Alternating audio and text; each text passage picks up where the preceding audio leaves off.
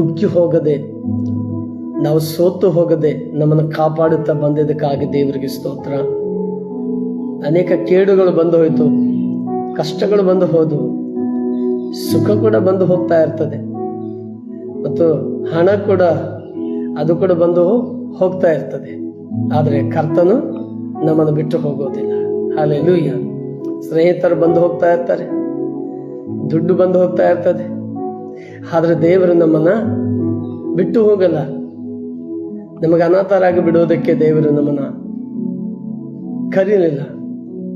ತನ್ನ ಶಾಶ್ವತ ಪ್ರೇಮದಲ್ಲಿ, ತನ್ನ ನಿತ್ಯ ಕೃಪೆಯಲ್ಲಿ ನಮ್ಮನ್ನು ಅಲಂಕರಿಸುವ ದೇವರಾಗಿದ್ದಾರೆ. ಆದರೆ ನಾವು ಬಡವರು, ಅನಾಥರು, ಕುಗ್ಗಿದವರು, ಯಾರು ಇಲ್ಲದವರೆಂದು ನಾವು ಅನೇಕ ಸರಿ ಅಂದುಕೊಂಡಿದ್ದೆವು.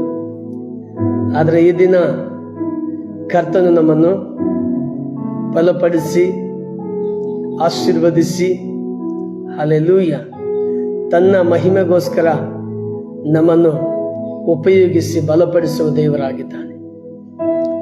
ಇದನ್ನ ನೋಡೋಣ. ದೇವರ ಒಳ್ಳೆ ಸುಂದರವಾದ ವಾಕ್ಯಗಳು. ಜೇನಿನ ರುಚಿಗಿಂತಲೂ ಸಿಹಿಯಾದದ್ದು ದೇವರ ವಾಕ್ಯ.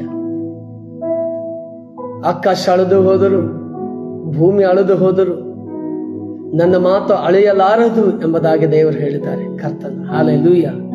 ಅದ್ಭುತ ಮಾಡುವ ಯೇಸು ಹೇಳಿದ್ದಾರೆ. ನೋಡೋಣ.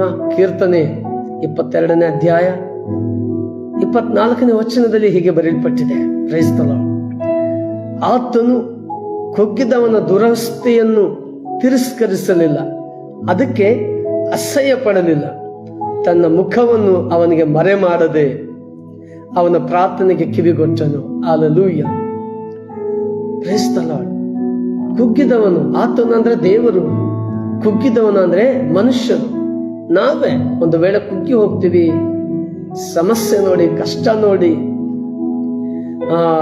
ಸಾಲದ ಬಾಧೆಯಿಂದ ಮತ್ತು ಬೇರೆಯವರಿಂದ ತಿರಸ್ಕರಿಸಲ್ಪಟ್ಟು, ಸ್ವಂತದವರಿಂದ, ಅಕ್ಕಪಕ್ಕದವರಿಂದ, ದೂರದವರಿಂದ, ಹತ್ತಿರದವರಿಂದ, ಎಲ್ಲರಿಂದ ಕೂಡ ನಾವು ತಿರಸ್ಕರಿಸಲ್ಪಡುವಾಗ, ಒಂದು ವೇಳೆ ನಾವು ಅವರಿಂದ ಅವಮಾನ ಹೊಂದಿದಾಗ, ಒಂದು ವೇಳೆ ಏನೇ ಇಲ್ಲದಿರುವಾಗ, ಏನೋ ಕಳೆದುಕೊಂಡಾಗ, ಮತ್ತು ಈ ಲೋಕವೇ ಬೇಡ ಅಂದುಕೊಂಡು ವ್ಯಥೆ ಪಡುವಾಗ, ಅಂತ ದುಃಖಿದವನ ದುರವಸ್ಥೆಯನ್ನು ದೇವರು ತಿರಸ್ಕಾರ ಮಾಡಲಿಲ್ಲ. ಹಲ್ಲೆಲೂಯಾ.